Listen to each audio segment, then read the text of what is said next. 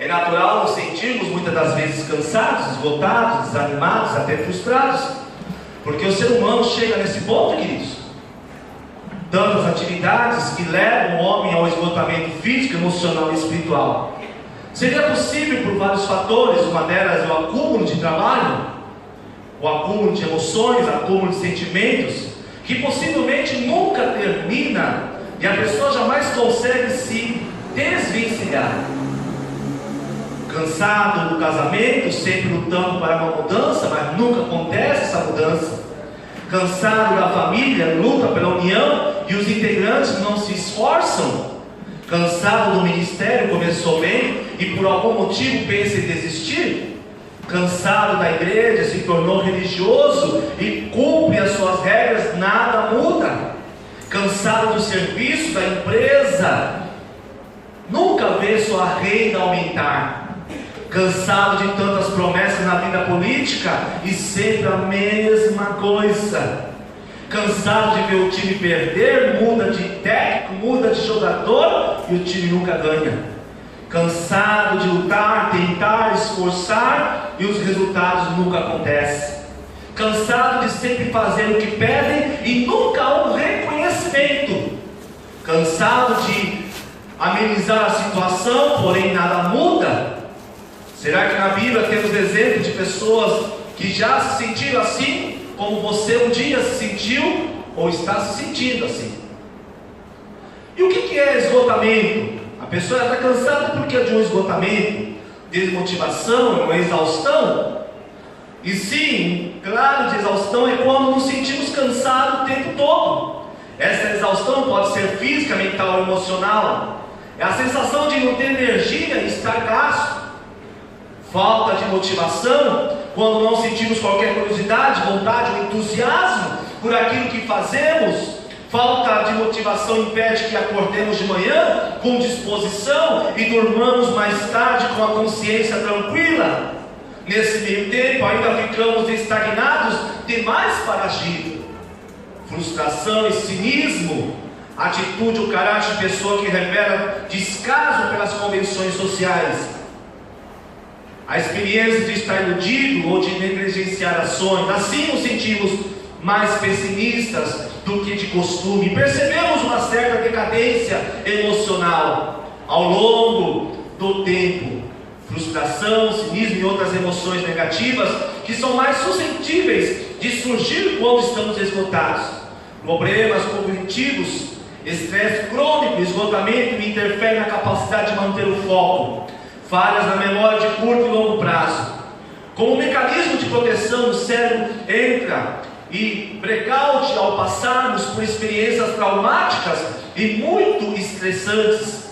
O vento de um trauma significativo dificilmente é esquecido, mas o apagão de alguns traços de memória interfere na lembrança de detalhes mais específicos. Insônia, dificuldade para dormir. E para isso gostaria de trabalhar com a igreja nessa noite. Um exemplo de um grande líder. Eu peço que a igreja abra, por gentileza, em Êxodo capítulo 3. Mesmo assentado, mas mantendo a reverência. Obrigado quem trouxe a água. Êxodo capítulo 3.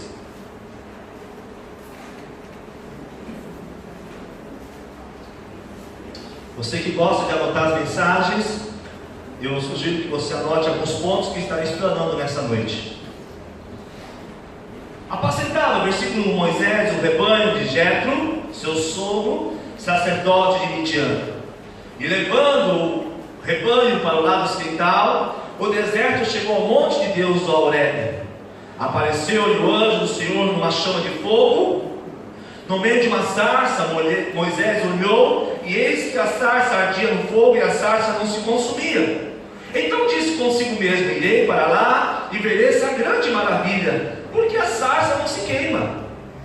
Vendo o Senhor que ele se voltava para ver, Deus no meio da sarça o chamou e disse: Moisés, Moisés. Ele respondeu: eis-me aqui.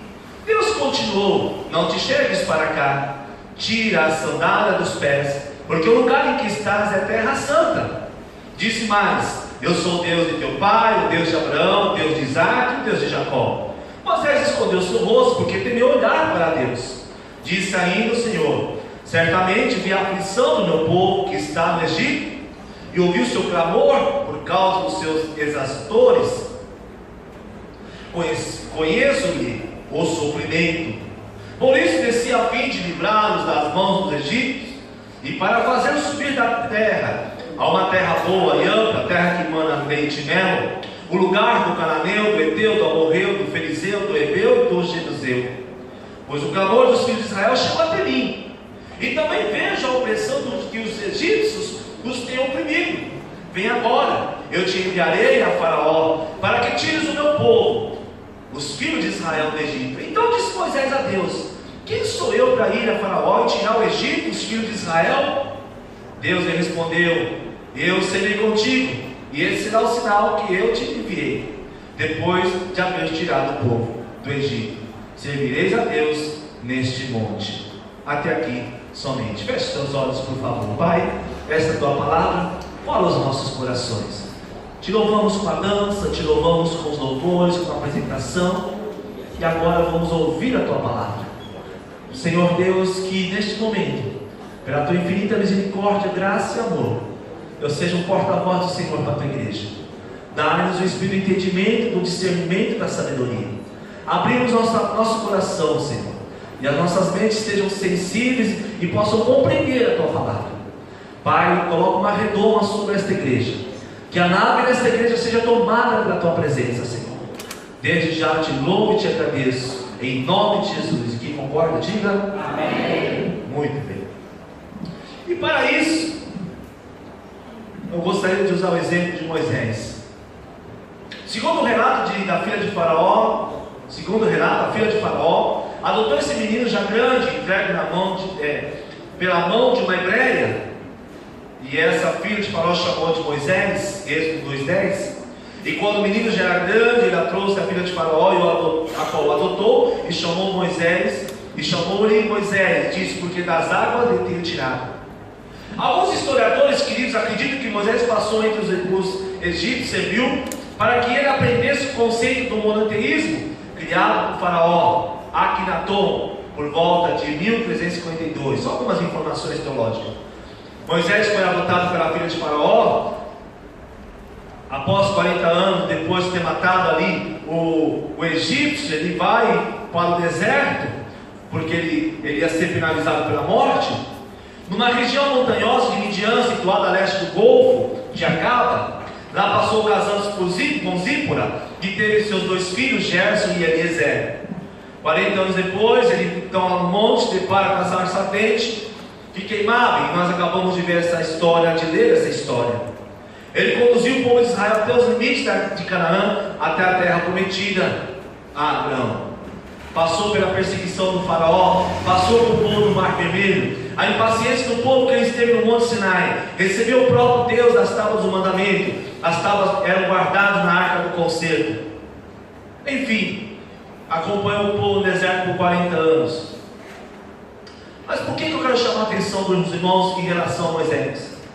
Moisés, ele foi chamado, ele estava ali cuidando, tinha casado, cuidando dos seus filhos. Já estou adiantando aqui a história. E lá, nessa terra onde ele estava de Midian, estava com a sua família, os seus filhos, cuidando do gado. Ele era pastor. E Deus então se apresenta, Deus se manifesta para Moisés. Assim como um dia o Senhor se manifestou para nós através da sua palavra, se revelou a nós através da sua palavra e na pessoa do seu filho Jesus. Moisés estava muito bem, obrigado, cuidando da sua vida pessoal, da sua família, mas de repente Deus interrompe a sua vida, Deus interrompe a sua trajetória, Deus chama a sua atenção, e Moisés vai, porque Deus chamou a atenção dele, e Deus então o escolhe, lembrando que Moisés era um assassino. Moisés tinha matado um egípcio, e ele era um fugitivo, mas Deus escolhe Moisés e dá a ele uma incumbência. Ele diz: você vai voltar para o Egito, você será meu porta-voz, você vai falar com o Faraó, porque eu tenho ouvido o clamor do meu povo. E as 10 pragas, você já conhece a história toda. O povo veio, cerca de 3 milhões de pessoas. A vida de Moisés, que estava ali muito bem, obrigado com a sua família, é interrompida por Deus. Moisés então começa a conduzir o povo. Que povo é esse, irmãos? Um povo escravo. Eram os hebreus. O povo que estava acostumado a ser mandado. Um povo que estava acostumado a ver deuses, porque o Egito era uma nação pagã. O próprio faraó era considerado um Deus. O faraó se intitulava um Deus. E de repente Deus usa Moisés e pega esse povo, um povo que estava acostumado a apanhar, um povo que estava acostumado a receber ordem, um povo que estava acostumado a seguir aquelas regras de escravo. E o povo viu as maravilhas que Deus derramou ali das 10 pragas, viu o mar se abrir, e de repente o povo, amados, porque terrível coisa é você lidar com uma pessoa ignorante. Você sabia que tem muita gente ignorante no meio do povo de Deus? Eu não estou falando de pessoas afora, estou falando de pessoas que se dizem cristãs, são ignorantes. E Moisés tem essa incumbência, e Moisés tem um particular com Deus lá no Monte Sinai, e Deus fala com ele durante 40 dias ali no particular, e o povo fica impaciente, porque eles não tinham paciência, eles acostumaram lá como escravo. Eles queriam Deus. E de repente eles se rebelam contra e dizem para Arão: vamos fazer um Deus para nós. As mulheres tiram seus brincos, suas bijuterias, derretem no fogo e fazem ali um bezerro de ouro. Enquanto os crentes que se dizem que vão para o céu e não vão, porque estão fazendo em seus corações bezerro de ouro. Porque Deus não responde, porque Deus está demorando, porque eu faço isso e não acontece nada, e isso lhe dá o direito de criar um Deus de bezerro de ouro. Moisés enfrenta a rebelião do povo, Moisés enfrenta traidores, Moisés enfrenta a pressão de Deus, porque Deus fala naquele particular. Olha aqui para mim, por favor. Deus olha no particular e fala: Moisés, o povo se corrompeu. E Moisés, sem saber de nada, ele vai descer com as tábuas, e o próprio Deus escreveu naquelas tábuas, e ele vai se indignar com aquela situação, quebra as tábuas, porque ele viu que o povo estava duro de coração. Em Êxodo 34:9 disse: Senhor, se agora tenho achado pelos teus olhos, vai agora, Senhor, no meio de nós, porque este povo é de dura serviço, porém perdoa a nossa iniquidade, o nosso pecado, e toma-nos por sua herança. Moisés falando ali, e diz: o Senhor se agora. Moisés fala intercedendo, porque o povo de dura serviço. Sabe o que é serviço? É a parte posterior do pescoço. Não se inclina. Tem muita gente que não se inclina, ou seja, não obedece, ouve a palavra e não pratica. É só conhecedor, se diz que sabe, mas não é obediente, não é praticante. Dura serviço, não se inclina. Moisés estava cansado, se sentiu cansado da caminhada do deserto. Moisés sentiu a pressão do povo que começava a cobrar: estou com sede, estamos com fome, estamos com sede. E quando vai chegar a terra prometida? Porque tem muita gente apressadinha quando é relacionado ao assunto de Deus. Mas como estava no mundo, não era tão apressado assim. Eu não entendo.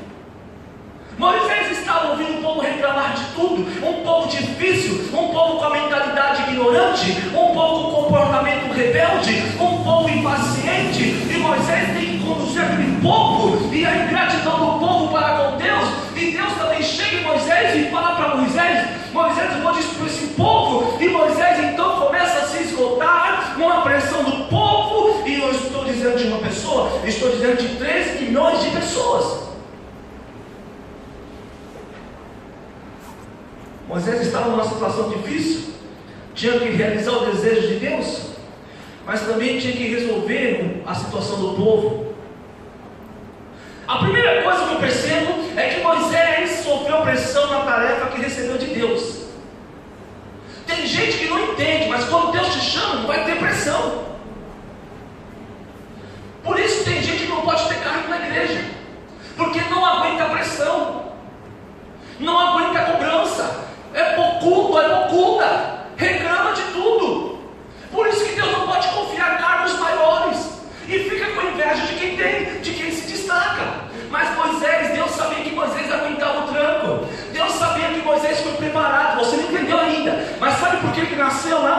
foi criado, é porque Deus preparou ele. Você entendeu a sua vida, mas Deus permite algumas provas para te preparar, para moldar o caráter, para você aguentar o que vem lá na frente. Aleluia. Aceite o que Deus tem para a tua vida. Aceite o que Deus tem direcionado para a tua vida. Moisés recebe pressão de Deus. Moisés recebe pressão do povo. A segunda coisa que eu vejo é que Moisés sofreu a pressão do povo, porque o povo queria comida, o povo queria água, o povo nunca estava satisfeito. Você já viu aqueles filhos insatisfeitos? Pois é parecido ou pior, porque lá estava uma multidão de pessoas. Terceira coisa que eu vejo, Moisés, ele teve que conduzir esse povo. Irmãos, tenta imaginar você andar com uma pessoa chata. Tenta imaginar comigo aqui, viajando na ideia. Tenta imaginar aqui comigo 3 milhões de pessoas reclamando, porque está sol, porque estou com sede, que dói minhas pernas. Mas a Bíblia diz que Deus mandava uma nuvem para dar sombra para o povo. Deus tem mandado nuvem para dar sombra, mas tem gente que é ingrata. A Bíblia diz que vinha à noite, porque no deserto, quem não conhece geografia, no deserto, amado, à noite chega até 0 grau abaixo. É um frio muito forte, e Deus mandava coluna de fogo para esquentar o seu povo, e o povo reclamava. Deus tinha uma terra que mandava leite e mel, mas o povo queria cebola. Pergunta para o teu irmão, você quer muita cebola, pouca cebola?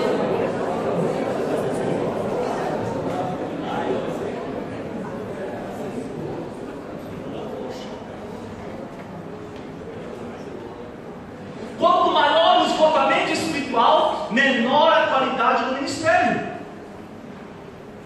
Quem se esgota quem está ao seu lado. Porque a pessoa não está só esgotada consigo mesmo, insatisfeita consigo mesmo. Aqueles que estão ao seu redor também ficam esgotados, porque essa pessoa esgotada contamina os outros. Ninguém aguenta a reclamação o tempo todo. Ninguém aguenta, irmãos. Ninguém aguenta. Eu te falo por conhecimento de causa, ainda que tem alguns que me acham inexperiente. Mas a minha bagagem de 25 anos de obreiro, eu vou te dizer com propriedade. Tem muitos maridos que não vêm para a igreja porque não aguentam a esposa reclamar.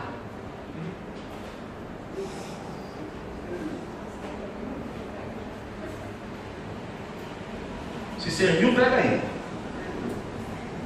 Quem se esgota de quem está esgotando, quem está do lado. Fica apaixonado por Jesus, mas o tempo da paixão vai se acabando, o amor vai se esfriando, fica religioso. Eu vim bater cartão, eu sou religioso. Perdeu a paixão. Por quê? Porque se esgotou. Se esgotou. Cansar de cultuar a Deus, não tem mais força para ler a Bíblia. Estão ingerindo coisas venenosas, fofoca, notícia ruim, só da pena. Antes era, como que era aquele antigo do rádio? Gil Gomes, né? Gil Gomes. Eu lembro quando eu ligava lá e falava, por que vem cortou? E aquele fundo musical. Aqui agora. Tem gente que é atraído por notícia ruim. Não pode ver a desgraça de alguém que vai comentar. Esgotamento, ninguém aguenta. Moisés ficou numa situação difícil, ao ponto que chega um momento. Por que ele não entrou na terra prometida? Porque o povo reclamou: eu quero água, Moisés, eu quero água. Ele pega o cajado e bate na pedra. Ele não podia ter feito isso. Tipologia representava Cristo. Mas quem que aguenta um pouco e só reclama? Tem hora que o pastor não aguenta, irmãos. Ovelha que só reclama. Não reconhece uma qualidade na igreja. Tem hora que marido e esposa não cansa tanto porque só reclama. Só reclama. A pessoa faz com amor o almoço, a pessoa nunca está satisfeita. Limpa a casa, só existe. cobra. E quem que faça, ninguém aguenta. Já fui comerciante, irmãos. Eu já tive cliente chato. Tu faz de tudo para agradar o cliente nunca está satisfeito. Tu faz até que não deveria fazer para agradar o cliente, para não perder o cliente, mas o cliente, ele está esgotado e quer te esgotar. Fala para o teu irmão assim: vê se não me esgota não, irmão.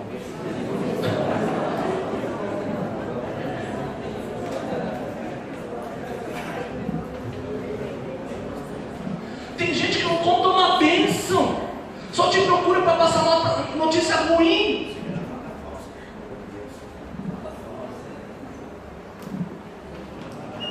Nunca está satisfeito com nada.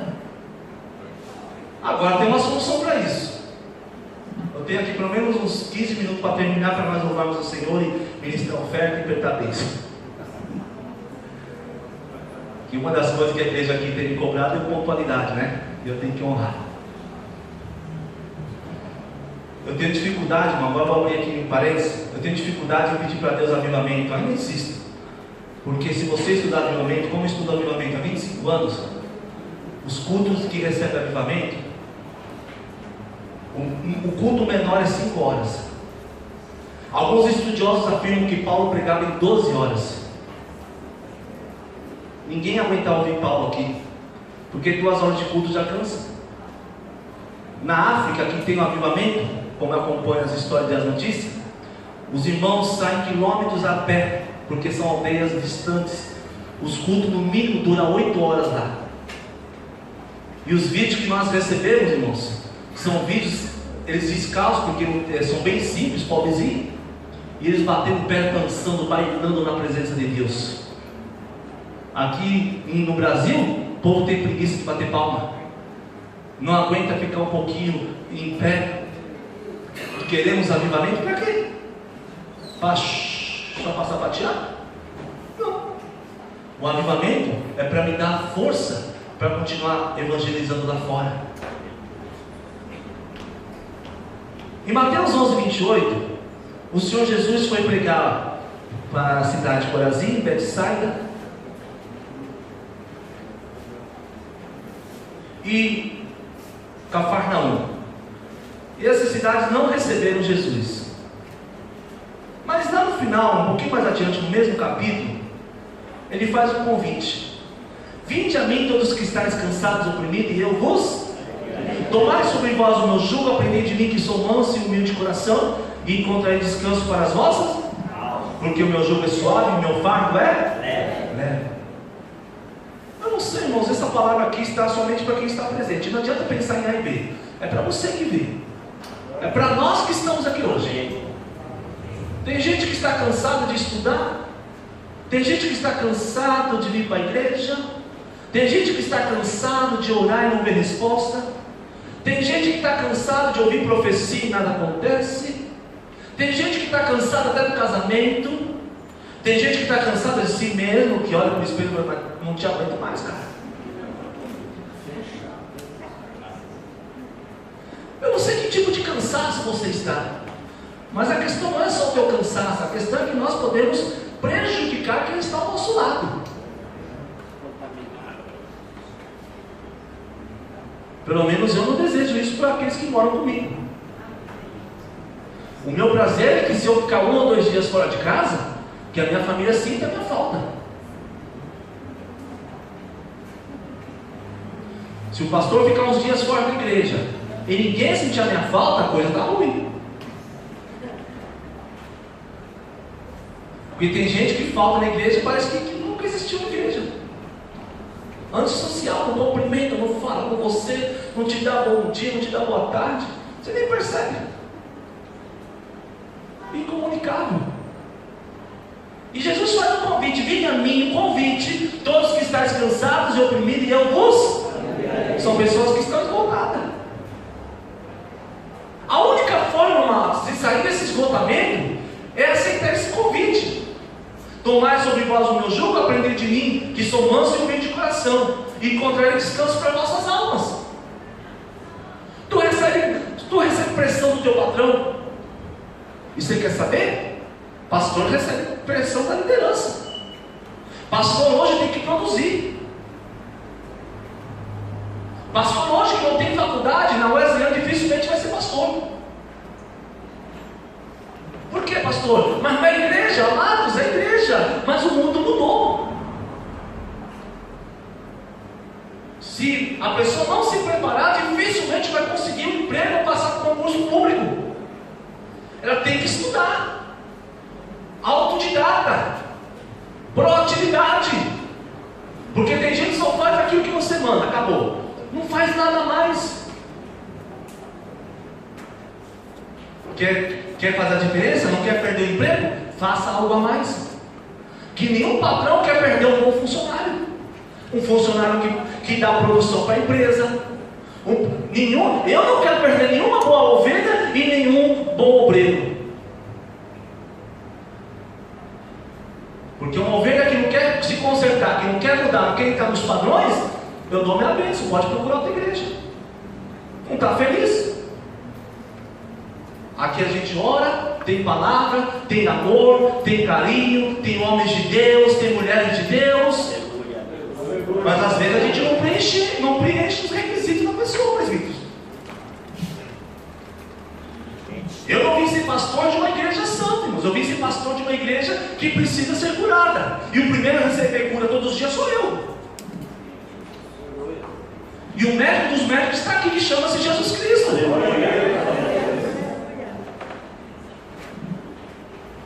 O meu jugo é suave e o meu fardo é leve. Tem muita gente, irmãos, com jugo pesado. Sabe por quê? Vem aqui, presbítero. Por favor, presbítero Jorge, irmão. Deixa eu descansar um pouco. Jugo é aquela madeira que vai em cima do boi. E o boi mais velho carrega, porque o boi mais novo, ele está aprendendo. Mas tem muita gente, irmãos, que quer carregar, sabe o que? A família toda. Não, Senhor, deixa que eu cuide dos meus filhos. Não, deixa que eu cuide do meu marido, da minha esposa. Não, deixa que eu cuide da minha sogra, do meu genro. Deixa que eu cuide dos meus netos. E aí a pessoa se arrebenta. Não aguenta. Vai envergando. E não abaixa a vida, não aguenta. Isso. Pode sentar. Vamos aplaudir o Senhor pela vida do presbítero Jorge.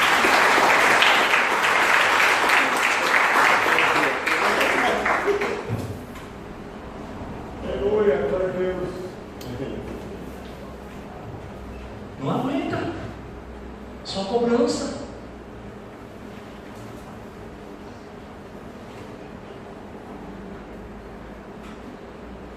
Vinde a mim todos os que estáis cansados, oprimir, e eu vos aliviarei. Tomai sobre vós o meu jugo e aprendei. Está disposto a aprender com Jesus? Aleluia. Irmãos, eu sei que eu falo muito de família, é a minha identidade ministerial, de avivamento. Mas 25 anos que eu sou obreiro, mesmo quando eu era diácono, eu lidava com situações nos jovens, reclamando dos pais.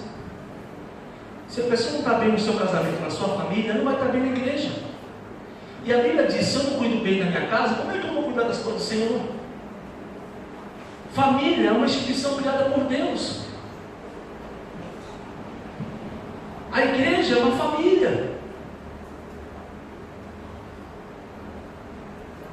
Nós aprendemos hoje, encerramos o assunto arrebatamento, irmãos.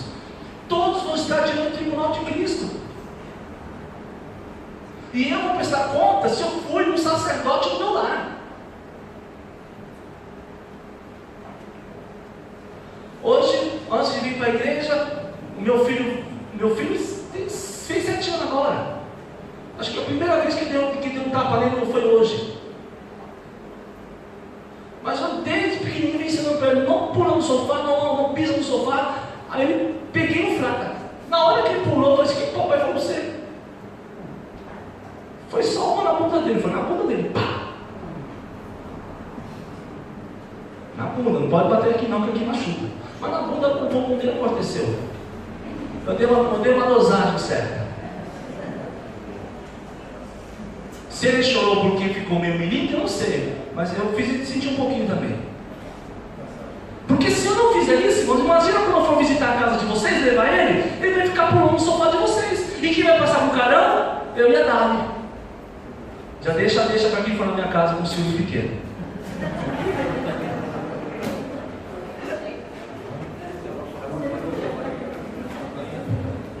Não, aí tu vai lá e tem lá o Danone, quando Deus abençoe, a gente compra um Danone e tal. Tá com fome? Não. Aí vai na casa da pessoa,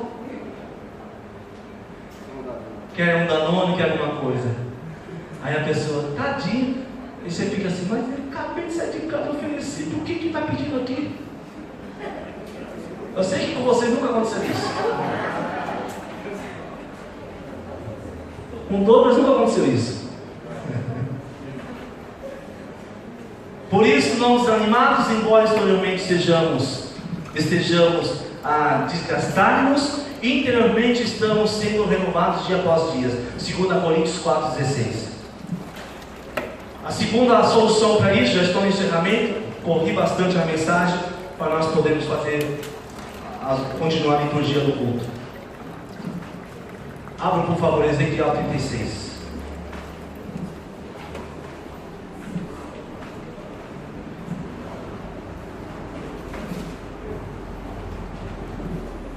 Uns anos atrás, uma das minhas filhas, não me lembro qual das duas, falaram assim: ô pai, o senhor sabe que hoje o senhor não pode me bater?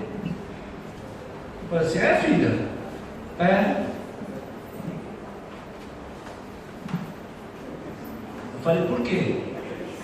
Porque tem uma lei agora que defende os filhos. É mesmo? É. Então vou fazer o seguinte: se você me der um motivo, depois de te explicar, falando que é para fazer você me desobedecer, porque eu tenho que explicar, ensinar. Se não acatou, aí nós vamos para a disciplina.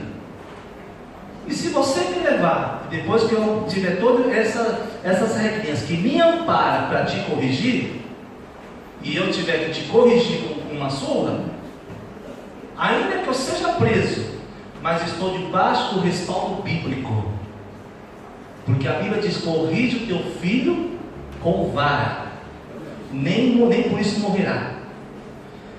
Meu filho que me apareça com uma caneta diferente, um amiguinho, não é para pegar nada emprestado. Conheço história de filhos que se tornaram bandidos porque começaram a roubar desde pequenininho, e o pai e a mãe não corrigiram isso.